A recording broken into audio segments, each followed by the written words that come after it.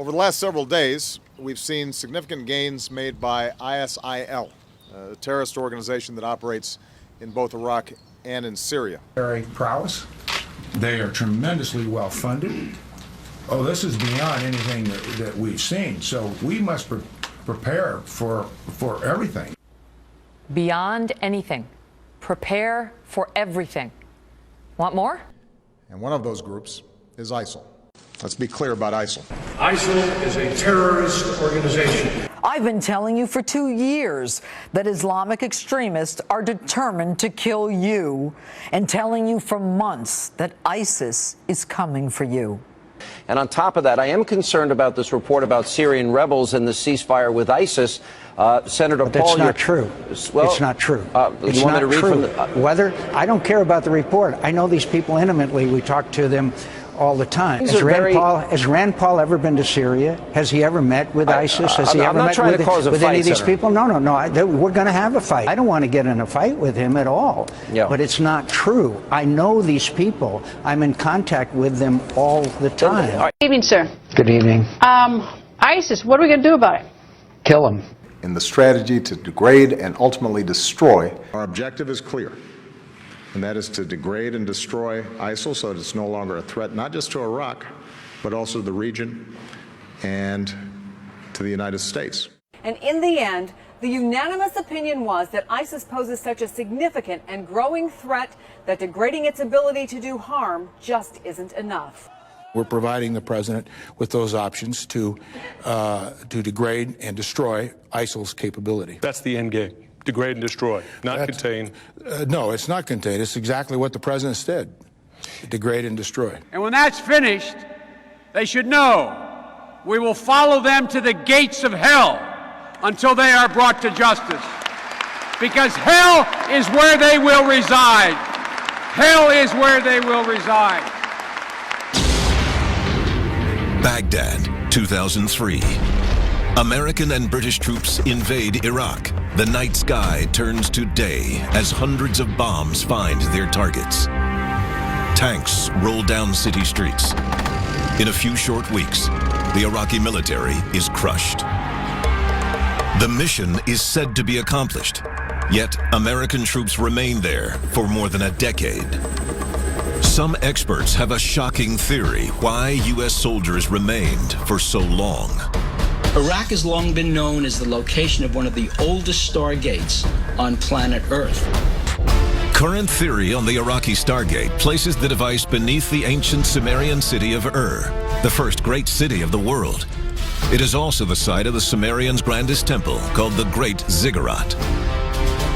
In 1922, the British explorer Woolley was sent to Iraq to explore the ancient city of Ur for artifacts. But legend has it that what Woolley found was not just an ancient city, but an entire ancient complex, possibly housing a Stargate. Just as Woolley is not the first to explore the temple in modern times, he is also not the last. In the early 1980s, Saddam Hussein orders a massive restoration project at the Great Ziggurat, effectively transforming the temple into a fortress. The Ziggurat of Ur is purportedly where Saddam worked on his biochemical weapons. It became the center of his operations, and he even put an Air Force base there. Experts say 3 massive staircases leading into the temple were restored by Saddam, and not just to allow for easier access, they were also built to carry things out. The real reason the United States launched a preemptive strike against Iraq in 2003 was because Saddam Hussein had gotten into his hands some of these technologies, such as Stargates. That's when the US political elite became very worried that Saddam Hussein would go public about his discoveries. About 225 miles southeast of Baghdad is an area with historical and religious significance, but the only people who get to see it are American troops. Reporter Melanie Wilkes explains. It's one of Iraq's most famous archaeological sites, rising from the desert near Nasiriyah in the southeast. The Ziggurat of Ur, a massive 4,000-year-old temple pyramid, and the surrounding ruins of an ancient Sumerian city. The ziggurat was almost completely off limits to the public under Saddam's regime. Back then, tour guide Daif Musen didn't get much business. During time of Saddam, he made the tourists difficult to come for Iraq. He putting checkpoint and putting Iraqi soldiers in it. When they came here, also not picture here and not picture there. The only regular tourists now are busloads of U.S. soldiers from nearby Camp Adder on a sightseeing excursion they'll never forget. UN report accuses U.S. troops of badly damaging ancient ruins in Babylon during the 2003 invasion, but the U.S. is widely credited with preserving and protecting the ziggurat. American advisors are trying to help the Iraqi government excavate the site. American advisors are trying to help the Iraqi government excavate the site and open it to the public. Still, infrastructure and security will have to improve before the area becomes a viable destination for Western tourists.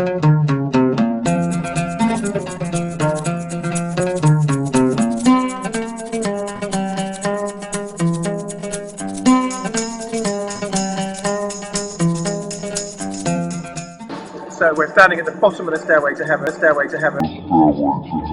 So we're standing at the bottom of the stairway to heaven, and we've just been looking around the excavations that Leonard Woolley did in the 1920s, I think. So fantastic about what's gone on. But Jane is back to restart, really. That's what I hope to do, yes. The British Institute for the Study of Iraq has very kindly sponsored a visit here. The idea is to find somewhere to start up some new British excavations. The idea is to find somewhere to start up some new British excavations. But we found a little place nearby which belongs to some of the early and interesting periods that you can't get at here. And that's a 7-year project, it's not just a sort of, you're going to hoping to... No, we will hope to do annual seasons for 7 years. We've got the University of Manchester on board, along with the British Institute, and we need to gather other sponsors. Most particularly, we need to raise lots of money, but so far all the signs are very good. As NATO members arrive for a 2-day summit in Wales, British Prime Minister David Cameron has announced he's not ruling out military action against Islamic State. In a joint statement with US President Barack Obama, the PM said the two nations would confront the extremist group. Critics of the war in Iraq speculate the real reason for America's involvement is to secure Iraq's oil supply for future use. But all the oil in the world pales in comparison to unlimited access to advanced alien technology. Whether you loved or hated Bush, we may have all been wrong about the reasons for going to war. The United States knows that Iraq has weapons of mass destruction. The UK knows that they have weapons of mass destruction. Any country on the face of the earth with an active intelligence program knows that Iraq has weapons of mass destruction, which could be activated within 45 minutes, including against his own Shia population. Imagine what the world would be like with him in power. The idea is to try to help change the Middle East. Now look, part of the reason we went into Iraq was the main reason we went into Iraq at the time was we thought he had weapons of mass destruction. It turns out he didn't, but he had the capacity to make weapons of mass destruction. But I also talked about the human suffering in Iraq, and I also talked the need to advance a freedom agenda. And so my answer to your question is that imagine a world in which Saddam Hussein was there, stirring up even more trouble in a part of the world that had so much resentment and so much hatred that people came and killed 3,000 of our citizens. You know, I've heard this theory about, everything was just fine until we arrived, and kind of the stir up the hornet's nest theory. It just doesn't hold water as far as I'm concerned. The terrorists attacked us and killed 3,000 of our citizens before we started the freedom agenda in the Middle East. What did Iraq have to do with what? The attack on the World Trade Center. Nothing, except for it's part of, and nobody's ever suggested in this administration that Saddam Hussein ordered the attack. Iraq was the lesson of September 11th is take threats before they fully materialize, Ken. Nobody's ever suggested that the attacks of September the 11th were ordered by Iraq.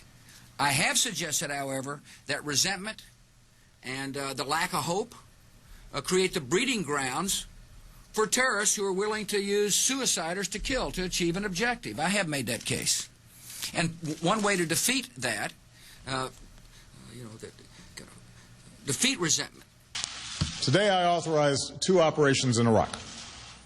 Targeted airstrikes to protect our American personnel, and a humanitarian effort to help save thousands of Iraqi civilians who are trapped on a mountain without food and water.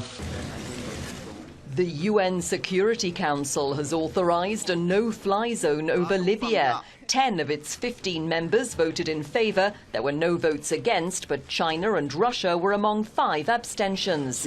The resolution also authorizes all necessary measures. That's code for military action to protect civilians. Innocent civilians were beaten, imprisoned, and in some cases killed. That's why the United States has worked with our allies and partners to shape a strong international response at the United Nations. Our focus has been clear: protecting innocent civilians. Necessary request measures ought to be taken to stop the violence, to put an end to the deteriorating situation in Libya, to protect the civilians. Last weekend, for measures to protect and safeguard the civilian population of Libya.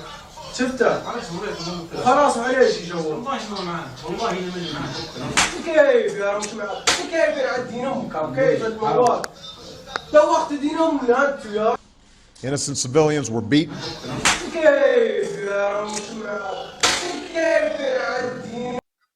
Syria's Stonehenge. Mysterious ruins in desert could be 10,000 years old, but scientists can't get near to investigate. Wow, this is very interesting now, isn't it? This article appears on Mail Online and was published on the 26th of June 2012. A mysterious ancient building in Syria, described as a landscape for the dead, could be as old as 10,000 years, far older than the Great Pyramid. But scientists have been unable to explore the ruins, unearthed in 2009 because of the conflict in the region. The strange stone formations were uncovered in 2009 by archaeologist Robert Mason of the Royal Ontario Museum, who came across the stone lines, circles and tombs in a near lifeless area of the desert. Breaking news right now. The U.S. military begins airstrikes against ISIS in Syria. CBS 2's Dick. As this is all unfolding, Dick. Indeed, it is, Maurice and Christine. The strikes are still ongoing. We expect them to continue through the morning. The U.S. hitting ISIS strongholds in Syria. This video just in from social media. It reportedly shows the airstrikes, although this has not been confirmed. The Pentagon says the attacks include a mix of fighters, bombers, and Tomahawk missiles. The idea to strike a large, decisive blow, and we're told the operation is intense. There's something here. It's wonderful. It's very cool. Yeah, there's just something elemental about it. There's something where you kind of feel like it should always be there. Right? Well, when you think that it comes out of something right basic. Here. Yeah. Doesn't it? Very much so. Yeah. Spectacular. And it's funny, you don't tire of it. You know, I'm lucky enough to be here. Yeah, I could come here like every day. On my own, in the mornings. You know, if I would come here yeah. and just kind of, if it wasn't like a monument, I'd sit on one of these rocks and I'd just watch the sunrise. And it's definitely, it would really. It would cleanse your mind. Yeah. Huh? Yeah. I'm just going to stand here for a second. Yeah, no. Yeah, we can give you a minute if you like. Give me a minute. I want to just...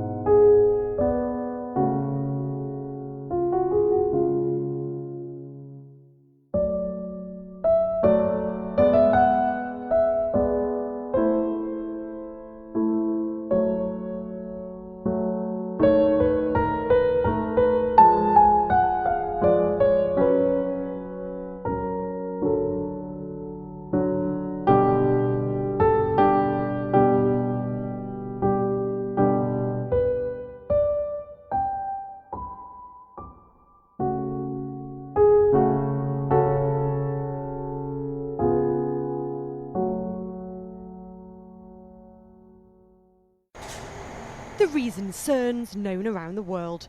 The Large Hadron Collider particle accelerator helped the European Organisation for Nuclear Research detect the Higgs boson.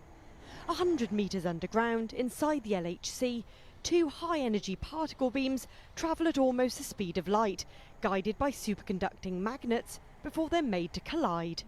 The 4 detectors where collisions take place along the LHC are also being upgraded. The LHC hasn't run since the Higgs boson discovery was announced, as it's being revamped. The 27-kilometre-long LHC under the French-Swiss border suffered technical faults shortly after being switched on, so it's never operated at full power. After a 2-year switch-off, it'll be restarted in early 2015 and will run at 14 trillion electron volts, double its previous speed, says engineer Jean-Philippe Toc. As the energy will be almost double, it means that the energy stored in the magnet, so the energy we have to deal with and to control, is almost multiplied by a factor of 4.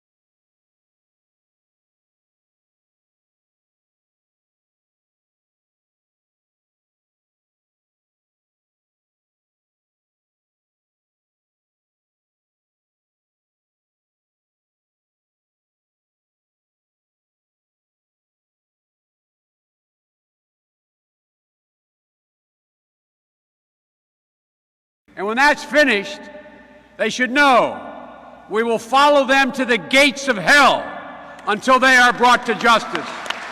Because hell is where they will reside.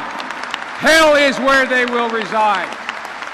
And when that's finished, they should know we will follow them to the gates of hell until they are brought to justice. Because hell is where they will reside. Hell is where they will reside.